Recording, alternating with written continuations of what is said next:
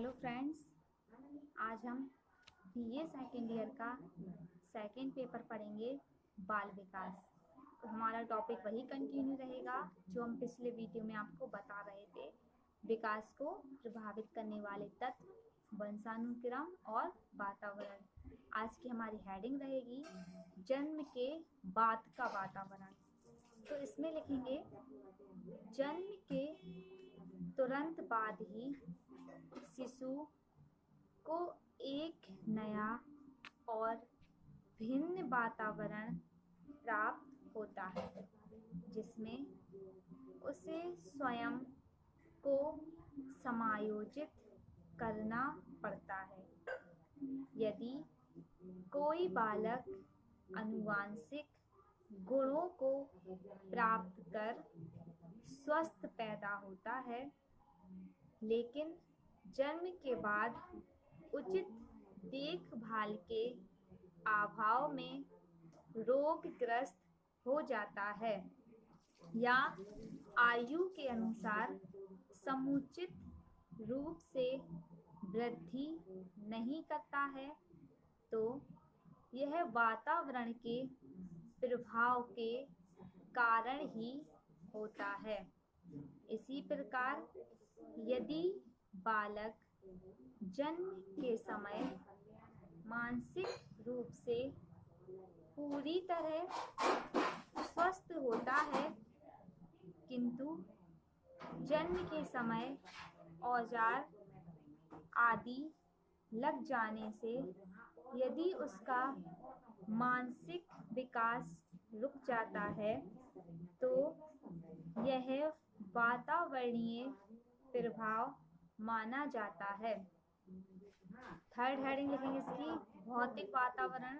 इसमें लिखेंगे भौतिक वातावरण के अंतर्गत जलवायु तथा अन्य सभी भौतिक वस्तुएं जिन्हें देखा जा सकता है तथा स्पर्श किया जा सकता है आती हैं।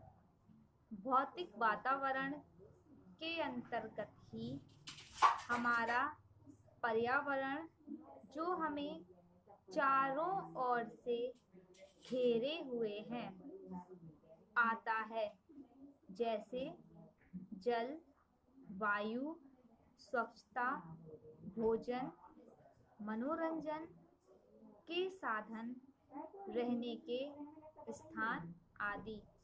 नेक्स्ट हेडिंग लिखेंगे मनोवैज्ञानिक वातावरण।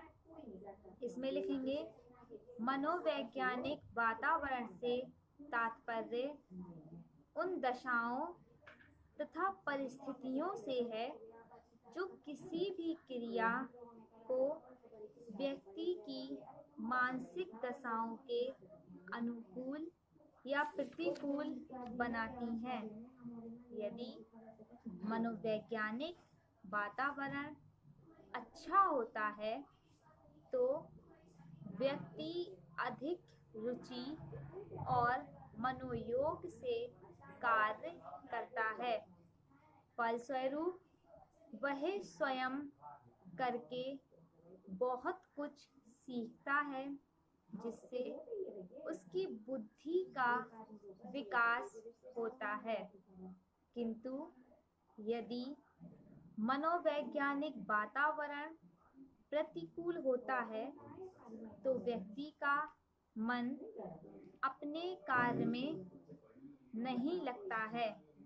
वह जल्दी ही शारीरिक व मानसिक थकावट का अनुभव करने लगता है। यदि एक तीव्र बुद्धि वाला बालक को ही अनुपयुक्त मनोवैज्ञानिक वातावरण प्रदान किया जाता है तो उसका मानसिक विकास कुंठित हो जाता है। इसके विपरीत यदि एक सामान्य बुद्धि बालक को पढ़ने, लिखने और सीखने के लिए उपयुक्त मनोवैज्ञानिक वातावरण दिया जाता है तो उसका मानसिक विकास अच्छा होता है। नेक्स्ट फिफ्थ हेडिंग में लिखेंगे पारिवारिक वातावरण। इसमें लिखेंगे सभी शिशुओं को जन्म के बाद सर्वप्रथम परिवार का ही वातावरण प्राप्त होता है। परिवार विभिन्न रूपों में बालक के विकास को प्रभावित करता है।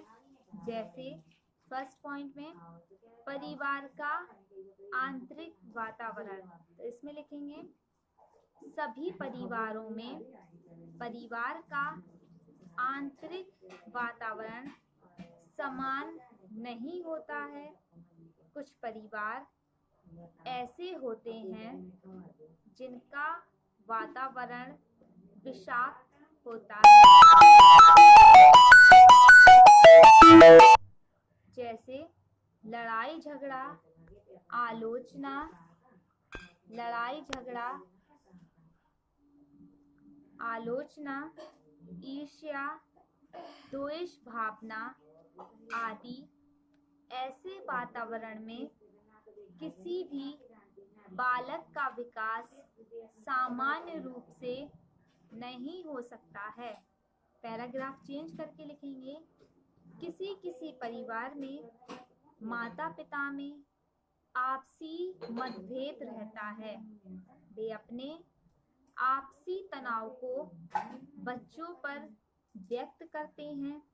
इससे बालक में संवेगात्मक तनाव उत्पन्न होता है। ये बालक स्वयं भी आक्रामक व संवेगात्मक रूप से अस्थिर हो जाते हैं। इससे स्वस्थ मानसिक, संवेगात्मक और सामाजिक विकास में रुकावट उत्पन्न होती है।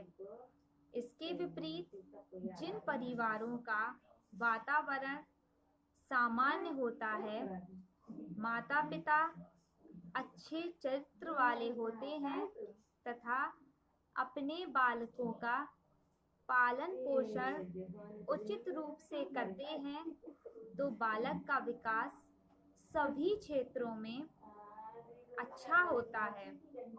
अतः यह कहा जा सकता है कि जैसा परिवार का वातावरण होगा, बालक का विकास भी उसी के अनुसार होगा।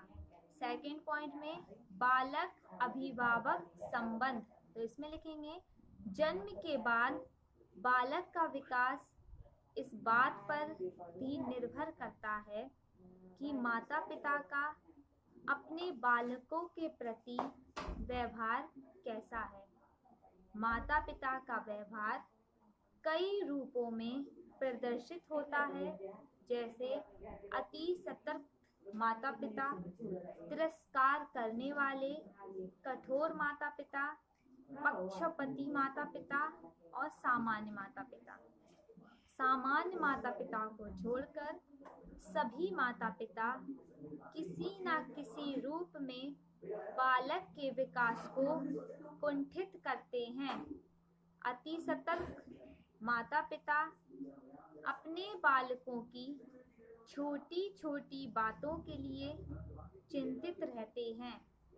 वे हर समय अपने बालकों के साथ रहना चाहते हैं और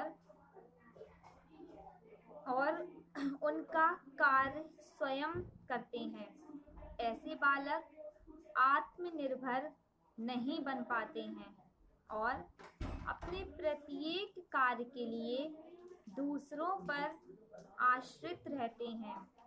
ऐसे बालकों की पराश्रितता